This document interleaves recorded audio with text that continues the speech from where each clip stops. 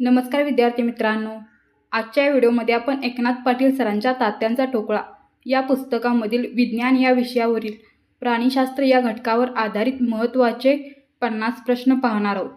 तर चला पाहूया आपला पहिला प्रश्न. प्रश्न क्रमांक 1.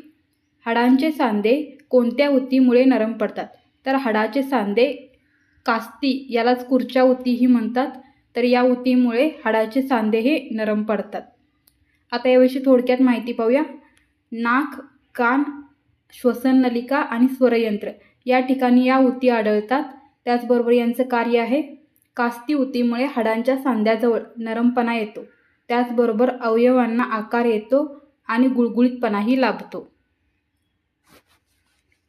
प्रश्न क्रमांक 2. कोणत्या प्राण्याचे रक्त निळ्या रंगाचे असते? आणि उत्तर आहे ऑक्टोपस या प्राण्याचे रक्त निळ्या रंगाचे असते. आता हा ऑक्टोपस रंग बदलणारा प्राणी आहे. त्याचबरोबर त्याला 3 हृदय आणि 9 मेंदू असतात. प्रश्न क्रमांक 3. संधिपाद वर्गातील कोणत्या सजीवास 8 पाय असतात? तर संधिपाद वर्गातील कोळी या सजीवास 8 पाय असतात. प्रश्न क्रमांक 4. माशांचे हृदय किती कप्प्यांचे असते? आणि उत्तर आहे माशांचे हृदय 2 कप्प्यांचे असते. माशांचे हृदय 2 कप्प्यांचे असल्यामुळे त्यांच्या हृदयातून रक्त हे एकदाच वाहते. त्याचबरोबर मासे हे शीतरक्ताचे असतात आणि कल्ल्यांच्या साहाय्याने ते श्वसन करतात. आता बहुसंख्य मासे हे कसे असतात? तर अंडी देणारे असतात. प्रश्न क्रमांक 5. सस्तन प्राण्यामधील लोहित रक्तपेशी केवळ विनॉक्सी श्वसन करतात कारण त्यांच्यामध्ये डॉट डॉट नसतात. आता जे सस्तन प्राण्यामधील लोहित रक्तपेशी केवळ विनॉक्सी श्वसन करतात कारण त्यांच्यामध्ये तंतुकणिका नसतात. प्रश्न क्रमांक 6. पक्ष्यांच्या अभ्यासाच्या शास्त्रास काय म्हणतात? तर पक्ष्यांच्या अभ्यासाच्या शास्त्रास ऑर्निथोलॉजी असे म्हणतात. प्रश्न क्रमांक 7. हवेत उडणारा एकमेव सस्तन प्राणी कोणता? तर हवेत उडणारा एकमेव सस्तन प्राणी आहे वटवाघूळ. आता बहुसंख्य सस्तन प्राणी हे जमिनीवर राहतात, पण वटवाघूळ हा हवेत उडणारा एकमेव सस्तन प्राणी आहे. प्रश्न क्रमांक 8. ऑक्सिजनच्या उपस्थितीत घडून येणाऱ्या श्वसन प्रक्रियेस डॉट डॉट असे म्हणतात. तर ऑक्सिजनच्या उपस्थितीत घडून येणाऱ्या श्वसनास सानील श्वसन असे म्हणतात. प्रश्न क्रमांक 9. शार्क माशाच्या कोणत्या प्रजातीमध्ये मिलनाशिवाय प्रजनन होते? तर शार्क माशाच्या झेब्रा या प्रजातीमध्ये मिलनाशिवाय प्रजनन घडून येते. प्रश्न क्रमांक 10. गिधाडे, कावळे, तरस हे प्राणी मृत प्राण्यांच्या शरीरावर उपजीविका करतात म्हणून त्यांना डॉट डॉट म्हणतात. आता गिधाडे, कावळे, तरस हे प्राणी मेलेल्या प्राण्यांच्या शरीरावर उपजीविका करतात म्हणून त्यांना स्वच्छताकर्मी असे म्हणतात. प्रश्न क्रमांक 11. शार्क माशाचे यकृताचे वजन त्याच्या शरीराच्या वजनाच्या किती टक्के असते? तर शार्क माशाच्या यकृताचे वजन हे त्याच्या शरीराच्या 25% असते. तर मानवी यकृताचे वजन हे मानवाच्या शरीराच्या 5% इतके असते. प्रश्न क्रमांक 12. डॉट डॉट हा कृमी अंतःपरजीवी असून त्याला मेंढी व गोगलगाय असे 2 पोशिंदे असतात. तर लिव्हर फ्लूक हा कृमी अंतःपरजीवी असून त्याला मेंढी व गोगलगाय असे 2 पोशिंदे असतात. प्रश्न क्रमांक 13. प्राण्यांमधील कोणत्या ऊती आंतरिंद्रियांना आधार देतात व ऊतींची झीज भरून काढतात? तर प्राण्यांमधील विरल ऊती आंतरिंद्रियांना आधार देतात आणि ऊतींची झीज भरून काढतात. प्रश्न क्रमांक 14. शेतीसाठी उपयुक्त असे व्हर्मी कंपोस्ट हे खत कोणत्या कृमीपासून मिळवले जाते? तर शेतीसाठी उपयुक्त असणारे व्हर्मी कंपोस्ट हे खत गांडूळ या कृमीपासून मिळवले जाते. प्रश्न क्रमांक 15. डॉट डॉट हा प्राणीसृष्टीतील सर्वात मोठा संघ आहे. तर आर्थ्रोपोडा हा प्राणी सृष्टीतील सर्वात मोठा संघ आहे. प्रश्न क्रमांक 16. फायलेरिया या परजीवी कृमीमुळे डॉट डॉट हा रोग होतो. तर फायलेरिया या परजीवी कृमीमुळे हत्तीपाय हा रोग होतो. प्रश्न क्रमांक 17. हत्ती रोग डॉट डॉटमुळे होतो. तर हत्ती रोग मेटाझोआ यामुळे होतो. प्रश्न क्रमांक 18.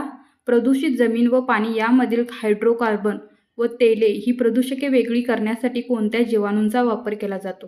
तर प्रदूषित जमीन व पाणी यामधील हायड्रोकार्बन व तेले ही प्रदूषके वेगळी करण्यासाठी स्युडोमोनस या जीवाणूचा वापर केला जातो. प्रश्न क्रमांक 19. पृथ्वीवर अस्तित्वात असलेल्या सजीवांमधील विविधता म्हणजे काय? तर पृथ्वीवर अस्तित्वात असलेल्या सजीवांमधील विविधता म्हणजेच जैवविविधता होय. प्रश्न क्रमांक 20. सिल्वर फिश सर्वसाधारणपणे कशासोबत आढळतात? तर सिल्वर फिश सर्वसाधारणपणे जुनी पुस्तके यांसोबत आढळतात. प्रश्न क्रमांक 21. सॅलॅमँडर या प्राण्याचे वर्गीकरण कोणत्या वर्गात करतात? तर सॅलॅमँडर या प्राण्याचे वर्गीकरण उभयचर प्राणीवर्ग या वर्गामध्ये करतात. प्रश्न क्रमांक 22. हवाबंद डब्यातील खाद्यपदार्थांमध्ये कोणता जीवाणू वाढण्याची शक्यता असते? तर हवाबंद डब्यातील खाद्यपदार्थांमध्ये क्लोस्ट्रिडियम हा जीवाणू वाढण्याची शक्यता असते. प्रश्न क्रमांक 23.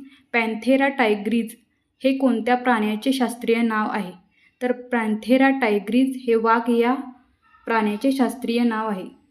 प्रश्न क्रमांक 24. ताकामध्ये कोणते जीवाणू असतात? आणि याचं उत्तर आहे ताकामध्ये लॅक्टोबॅसिलाई हे जीवाणू असतात. प्रश्न क्रमांक 25. गोगलगाय ... या संघात मोडते. तर गोगलगाय ही मोलुस्का या संघामध्ये मोडते. प्रश्न क्रमांक 26. समुद्रातील ... या प्राण्यापासून मोती मिळतात. तर समुद्रातील ऑयस्टर या प्राण्यापासून मोती मिळतात. प्रश्न क्रमांक 27. कोणत्या जीवाणूमुळे दुधाचे दह्यात रूपांतर होते? तर लॅक्टोबॅसिलस या जीवाणूमुळे दुधाचे दह्यात रूपांतर होते.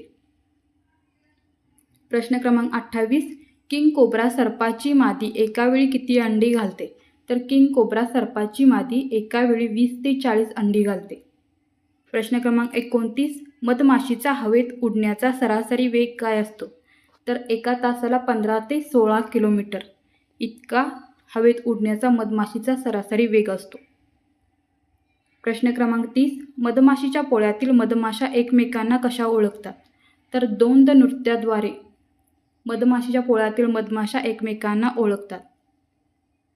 प्रश्न क्रमांक 31. वाटाण्याच्या झाडावर प्रयोग करून आनुवंशिकतेचा सिद्धांत कोणी मांडला? तर वाटाण्याच्या झाडावर प्रयोग करून आनुवंशिकतेचा सिद्धांत ग्रेगर जोहान मेंडले यांनी मांडलेला आहे. प्रश्न क्रमांक 32. डीएनएचा शोध कोणी लावला? तर फ्रेडरिक मिशर यांनी 1869 मध्ये डीएनएचा शोध लावलेला आहे. गुणसूत्रे ही डीएनएची बनलेली आहेत. त्याचबरोबर डीएनएची रचना सर्व सजीवात ही सारखीच असते आणि डीएनए प्रथम केंद्रकात आढळत असल्याने त्याला केंद्रकाम्ल असेही म्हणतात. प्रश्न क्रमांक 33. मगरीचे हृदय किती कप्प्यांचे असते? तर मगरीचे हृदय 4 कप्प्यांचे असते. प्रश्न क्रमांक 34. पृथ्वीवरील सागर जलाशयातील सर्वात मोठा सस्तन प्राणी कोणता? तर पृथ्वीवरील सागर जलाशयातील सर्वात मोठा सस्तन प्राणी आहे निळसर देवमासा. त्यालाच ब्ल्यू व्हेल असेही म्हणतात. आता या ब्ल्यू व्हेलचे आकारमान आहे 100 फूट लांब, 20 टन इतकं वजन आहे त्याचं. म्हणजे 33 हातींचे एकत्रित वजन केल्यानंतर एका निळसर देव मासाचे किंवा ब्ल्यू व्हेल मासाचे वजन होते. प्रश्न क्रमांक 35. पाण्यात राहणारे पण मासे नसणारे सस्तन प्राणी कोणते? तर ते आहेत डॉल्फिन आणि व्हेल, म्हणजेच त्याला आपण देवमासाही म्हणतात. हे पाण्यात राहतात पण हे सस्तन प्राणी नाहीत. प्रश्न क्रमांक 36. गोड्या पाण्यातील कोणत्या माशांच्या त्वचेतून स्रवणाऱ्या गंधयुक्त रसायनामुळे इतर माशांना धोक्याची सूचना मिळते? तर गोड्या पाण्यामध्ये राहणाऱ्या सोनेरी मासा व गनी मासोळ्या यांच्या त्वचेतून एक गंधयुक्त रसायन स्रवत असते. यामुळे इतर माशांना धोक्याची सूचना मिळत असते. पण ह्या ज्या गोष्टीमुळे म्हणजे त्यांच्या जे त्वचेतून स्रवणारा जो गंधयुक्त रसायन आहे या वासामुळे काय होतं तर शार्क मासा हा त्यांच्याकडे आकर्षित होतो आणि त्यांना पकडतो. प्रश्न क्रमांक 37. उत्क्रांतीवादाचा सिद्धांत कोणी मांडला? तर चार्ल्स डार्विन याने उत्क्रांतीवादाचा सिद्धांत मांडलेला आहे. प्रश्न क्रमांक 38. स्टार्च फळांचे रस, मेपल सिरप यांचे किण्वन करून काय बनवले जाते? तर स्टार्च फळांचे रस, मेपल सिरप यांचे किण्वन करून इथेनॉल बनवले जाते. प्रश्न क्रमांक 29. आकाराने सर्वात मोठा पक्षी कोणता? तर शहामृग हा आकाराने सर्वात मोठा पक्षी आहे. प्रश्न क्रमांक 40. 1831 साली सजीवांच्या पेशीतील केंद्रकाचे अस्तित्व सर्वप्रथम कोणी सिद्ध केले? तर 1831 साली सजीवांच्या पेशींतील केंद्रकाचे अस्तित्व सर्वप्रथम रॉबर्ट ग्राउंट यांनी सिद्ध केले. प्रश्न क्रमांक 41. नौदल शिपवर्म किंवा तुरू म्हणून कोणास ओळखतात? तर नौदल शिपवर्म किंवा तुरू म्हणून टेरिडो नॅव्हॅलिस यास ओळखतात. प्रश्न क्रमांक 42. शरीरावर असणाऱ्या 2 पार्श्वरेषांमधील ज्ञानेंद्रियांमुळे माशांना कशाचा फरक जाणवतो? तर शरीरावर असणाऱ्या 2 पार्श्वरेषांमधील ज्ञानेंद्रियांमुळे माशांना पाण्यातील दाबातील फरक म्हणजे पाण्याच्या दाबातील फरक जाणवत असतो. प्रश्न क्रमांक 43. शेळीच्या दुधापासून कोणता दही सदृश्य पदार्थ बनवतात? तर शेळीच्या दुधापासून केफीर हा दही सदृश्य पदार्थ बनवतात. प्रश्न क्रमांक 44. घुबडाची मान जवळपास ... अंशात वळू शकते. तर घुबडाची मान जवळपास 360 अंशात वळू शकते. प्रश्न क्रमांक 45. गर्भाशयात कोणता अवयव भ्रूणास अन्न पुरवठा करतो? तर गर्भामध्ये अपरा म्हणजेच त्याला प्लेसेंटा असेही म्हणतात, तर हा अवयव भ्रूणास अन्न पुरवठा करत असतो. प्रश्न क्रमांक 46. समपृष्ठवंशीय प्राण्यामधील सर्वात मोठा समूह कोणता? तर समपृष्ठवंशीय प्राण्यामधील सर्वात मोठा समूह आहे अस्थिमत्स्य. प्रश्न क्रमांक 47. समुद्र गायींचे भारतातील पहिले संवर्धन क्षेत्र म्हणून कोणते क्षेत्र राखीव ठेवले आहे?